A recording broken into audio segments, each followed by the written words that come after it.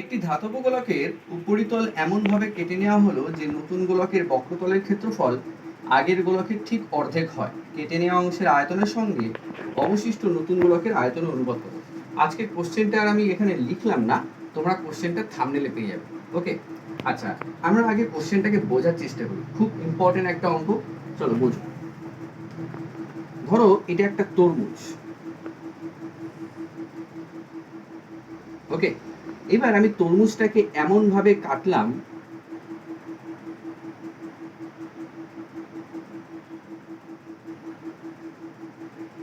তরমুজের ভেতরে যে লাল অংশটা আছে সেই লাল অংশটা একটা গোলক তৈরি হলো। এমনভাবে কেটেছি যে এই লাল অংশটা কি একটা ফুটবলের আকার নেবে, তো আমি লাল অংশটাকে পাশে রাখছি। এটাই ধরো সেই লাল অংশটা। তাহলে এই তরমুজের ভেতর থেকে লাল অংশটা আমি গোলাকারে কেটে এরকম ফুটবলের মতন এখানে রেখেছি। তাহলে এইটা এখন ফাঁপা গোলক হয়ে গেছে, এর খোসাটাই শুধু ওপরে আছে, ভেতরে কিছু নেই। ক্লিয়ার? তাহলে আমাদের প্রশ্ন হচ্ছে যে একটা ধাতব গোলকের উপরিতল এমনভাবে কেটে নেওয়া হলো যে নতুন গোলকের বক্রতলের ক্ষেত্রফল, এটা একটা নতুন গোলক, এটা হচ্ছে আগের গোলকটা, এটা হচ্ছে খোসা শুদ্ধ, এর মধ্যে কিন্তু ফাঁপা, এর মধ্যে যে লাল অংশটা ছিল সেই লাল অংশটাকে আমি বার করে এখানে রেখে দিয়েছি। ক্লিয়ার? আচ্ছা, এবার বলছি যে নতুন গোলকের বক্রতলের ক্ষেত্রফল আগের গোলকের ঠিক অর্ধেক। তাহলে এই গোলকের বক্রতলটা একটু বেশি হবে। এই গোলকের বক্রতল মানে উপরের যে পোর্শনটা আছে তার ক্ষেত্রফল যদি 100 হয়, তাহলে এর ক্ষেত্রফল কত হবে?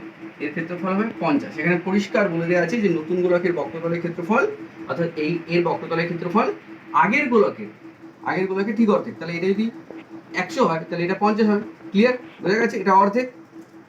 আচ্ছা, এবার নেক্সট কি বলছে? কেটে নেওয়া অংশের আয়তনের সঙ্গে, কেটে নেওয়া অংশ কোনটা? কেটে নেওয়া অংশ হচ্ছে এইটা, আমি এটাকেই কেটে নিয়েছি। এই খোসাটা দেখো, এটা কিন্তু একটা ফাঁপা গোলকের মতো, অর্থাৎ সবুজ অংশটাকে জুড়ে দিয়ে আবার এটাকে আমি একটা গোলক বানিয়ে দিয়েছি। আর পাশে যেটা আছে নতুন গোলক, যেটা হচ্ছে ওই লাল অংশটা, তরমুজের লাল অংশটা। ক্লিয়ার? আচ্ছা, তাহলে আমাদের বলছে কেটে নেওয়া অংশের আয়তনের সঙ্গে এর আয়তন যখন আমরা বের করব তখন কিন্তু আমরা ফাঁপা গোলকের ফর্মুলা ইউজ করব। কেন কি?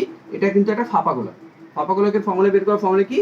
4/3 pi capital R cube minus small আর কিউব। ওকে, ক্যাপিটাল আর তোমরা জানো একদম বাইরে পর্যন্ত যেটা ব্যাসার্ধ, স্মল আর হচ্ছে ভেতর পর্যন্ত ব্যাসার্ধ। অর্থাৎ এখানে ধরো দুটো গোলক আছে, একটা পুরো সেন্টার থেকে একদম বাইরে পর্যন্ত একটা ক্যাপিটাল আর সেন্টার থেকে এই গা পর্যন্ত এর যে সারফেসটা আছে, ভেতরে যে সারফেসটা আছে তার সাইড পর্যন্ত যেটা হচ্ছে সেটা হচ্ছে স্মল আর। আর এই যে গোলকটা, এটা তো এই ভেতরে থাকা তরমুজটাই, তাহলে এর হচ্ছে রেডিয়াস কত? এর রেডিয়াস কিন্তু এই স্মল আর। ক্লিয়ার? বোঝা গেছে? তো আমি জিনিসটা আগে বুঝিয়ে নিলাম, এই জিনিসটা তোমাদের খুব কাজে লাগবে। তাহলে এটা একটা তরমুজ যার ভেতরের লাল অংশটা হচ্ছে এখানে রাখা হয়েছে, আর খোসাটাকে জুড়ে দিয়ে আবার একটা গোলক তৈরি করা হয়েছে, যে গোলকটা ফাঁপা গোলক। আর এর দুটো রেডিয়াস আছে, একটা এখান থেকে এতটা ক্যাপিটাল আর এর ভেতরেরটা হচ্ছে স্মল আর। ভেতরেরটা মানে এই লাল অংশটা যার রেডিয়াস হচ্ছে স্মল আর। এটা মানেই এটা। ক্লিয়ার? সবাই বুঝে গেছো? এবার আমি এটাকে মুছে দিচ্ছি, এবার আমি অঙ্কটা শুরু করবো। এটা ছিল অঙ্কটার আসল জায়গা, তোমরা ভালো করে বুঝবে জায়গাটা, বারে বারে দেখবে যদি বুঝতে না পারো। আচ্ছা, এখানে যেহেতু দুটো গোলকের কথা বলা হয়েছে, তা আমি ধরে নিচ্ছি, ধরি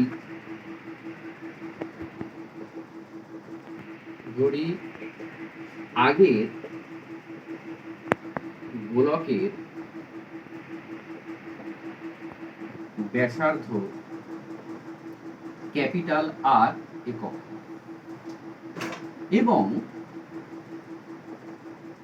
এবং নতুন গোলকের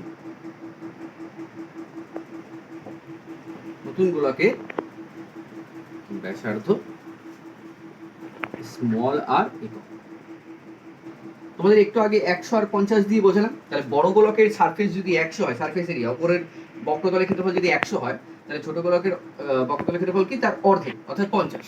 তাহলে ওখান থেকে আমরা একটা ইকুয়েশন বানাতে পারি। তাহলে শর্তানুসারে কি লিখতে পারি? শর্তানুসারে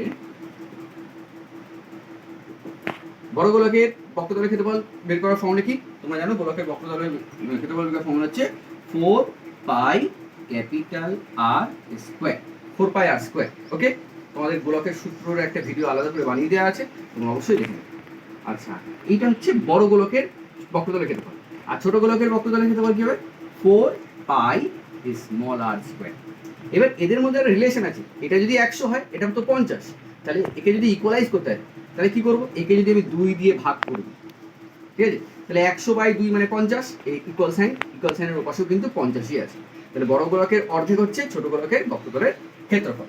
আচ্ছা এবার দেখো ক্যালকুলেশন করি, দেখো তো 4 পাই কেটে গেল, ওকে, তাহলে বা capital R square is equal to 2r square, এই যে 2টা এখানে ভাগ ছিল ওপাশে গিয়ে গুণ হয়ে গেছে, বা দিলাম capital R is equal to √2r square, এখানে কি স্কোয়ার এখানে ছিল, স্কোয়ারটা ওপাশে গেলে রুট হয়ে যায়, বা দিলাম, বা দিয়ে লিখছি capital R is equal to, দেখো আর স্কোয়ার আছে, স্কোয়ার আর রুট কেটে যায়, তাহলে এখানে শুধু রুট হবে আর এটা হবে 2, 2 তো রুট করা যায় না, তাই 2কে ভেতরে রেখে দিয়েছি।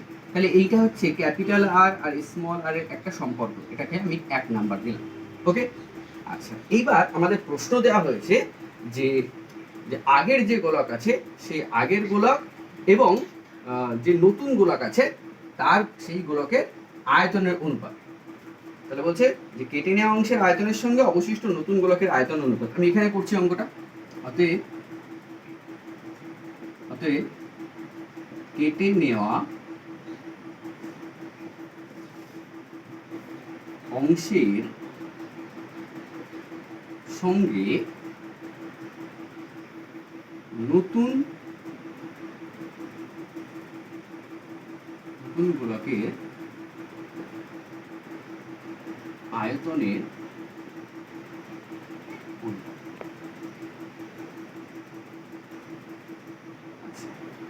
তো আমি আরেকটু বলে নিই, কেটে নেওয়া অংশ মানে ওই যে খোসাটা, বুঝতে পারছো, এই খোসাটার কথা বলছি, এটা হচ্ছে কেটে নেওয়া অংশ।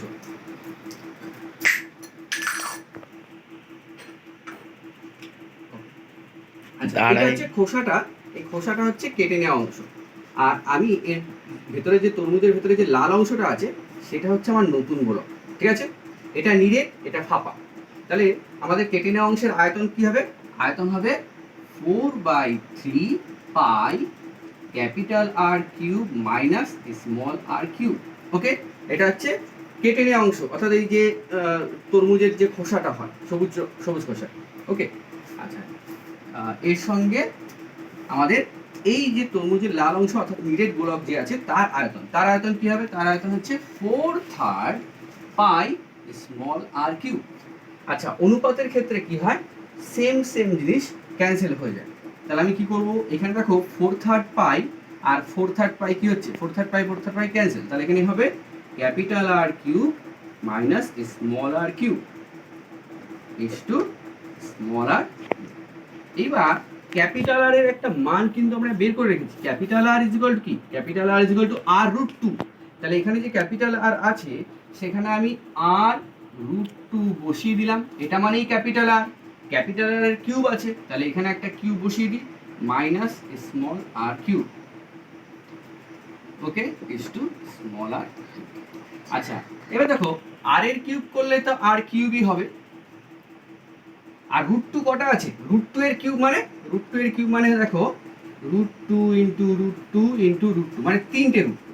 এবার দেখো এই যে দুটো √2 মিলে কি হয়, একটা 2 হয়, আর এই √2টা পাশে বসে যাবে, ঠিক আছে, বোঝা গেছে। তাহলে √2 এর কিউব করলে কত হবে, √2 এর কিউব করলে হবে 2√2, দুটো √2 মিলে একটা 2 আর এই √2 বসে যাবে, তাহলে এখানে হবে 2√2 মাইনাস আর কিউব, ঠিক আছে, ইজ টু আর কিউব।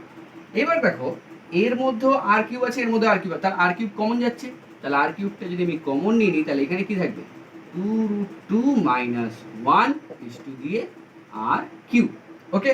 এবার দেখো অনুপাতের সেম জিনিস ক্যান্সেল হয়ে যায়, এখানেও আর কিউব আছে, এখানেও আর কিউব আছে, তাহলে আর কিউব ক্যান্সেল হয়ে গেলে কি থাকবে 2√2 মাইনাস 1 ইজ টু দিয়ে 1, ঠিক আছে, এটা হলো গিয়ে আমাদের অ্যান্সার। এই অঙ্কটা খুব ইম্পর্টেন্ট, অনেক সময় কি করে টেস্ট পেপারে এই অঙ্কটা দেখবে একটু ঘুরিয়ে দেওয়া আছে, অর্থাৎ এই কেটে নেওয়া অংশটাকে পরে দেওয়া আছে, নতুন গোলকটাকে আগে দেওয়া আছে, তো অবশ্যই অঙ্কটা যখন করবে অবশ্যই ভালো করে করে নেবে এবং এই ডেটা কি চেয়েছে সেই হিসেবে অঙ্ক করবে, তো ভালো করে প্র্যাকটিস করো।